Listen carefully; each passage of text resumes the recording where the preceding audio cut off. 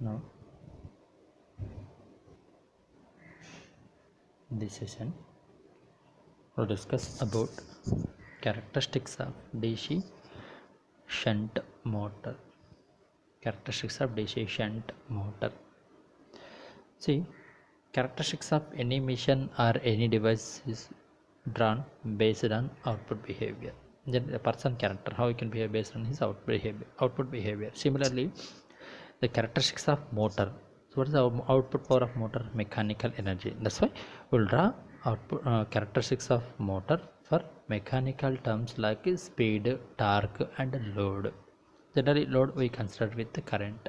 Current is armature current because we are going to connect load to the armature. That is a armature current we consider. Suppose if we take a generator, for generator for what parameters we run characteristics? Generator output power is electrical power, electrical energy. That's why we run characteristics between voltages and currents. Similarly, for motor, characteristics will run between speed, main term, three terms we will consider: speed, torque,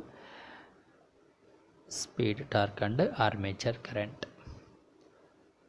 That's why we'll draw the characteristics between speed versus armature current, torque versus armature current, and speed versus torque. While drawing the characteristics between any two terms, remaining we maintain as a constant between those two. Now in those two, which is dependent and which is independent, we have to select. That dependent value always we have to define on y-axis. Independent variable we have to define on x-axis. Now you see the characteristics between speed versus armature current first. Now in speed and armature current, see which is first. Because of armature current speed will come, or because of speed armature current will come? Because of armature current speed will come. That's why we'll consider armature current on x-axis, speed versus speed on y-axis. Now see, while drawing the characteristics we consider two equations: back EMF equation, torque equation. So torque is proportional to what? Pi Ia from torque equation.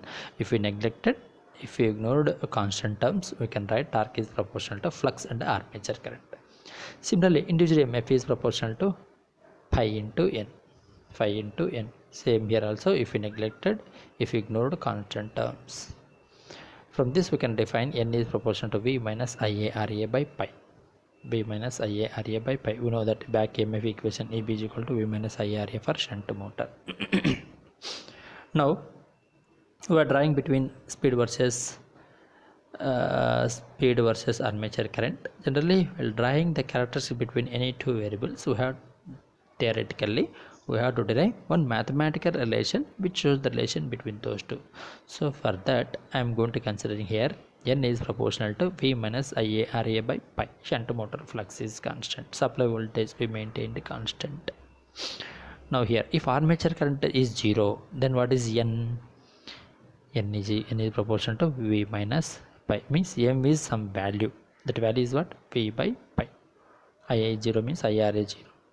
So V by pi. So n is some value. That's why if armature current is 0, n is certain value. From that point, characteristics will start.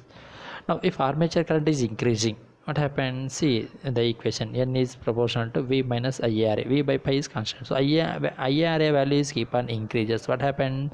Numerator value decreases. Denominator is constant. Numerator is decreasing means speed also decreases. That's why the characteristics will come down, like drooping characteristics. So speed will get decreases. You can get the characteristics like this. At IARA drop is equal to supply voltage, that time you make it speed as 0. Because whatever the voltage you are giving, total existing across the armature resistance means speed is 0. This is the characteristics of speed versus armature current. Next, torque versus armature current. Same here also. While defining the characteristics between any two variables, same here also we have to define one mathematical equation. Here because of armature current torque is coming, that's why torque is considered on y-axis, which is dependent term, and Ia is on x-axis, which is independent. Now torque is proportional to pi Ia. So flux is what here? Constant. We can write this as torque is equal to K into Ia.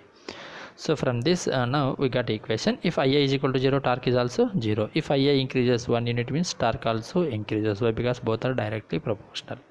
So with that we can get the characteristics like this: torque versus armature current. Next important characteristics: speed versus torque. Speed versus torque, same here. Now which is dependent and which is independent? We may get out because of speed torque is existing, or because of torque speed is existing. If torque is developed first armature conductors, because of the torque speed will exist. That's why we have to consider torque on x-axis, speed on y-axis. Same here also we have to derive one mathematical relation.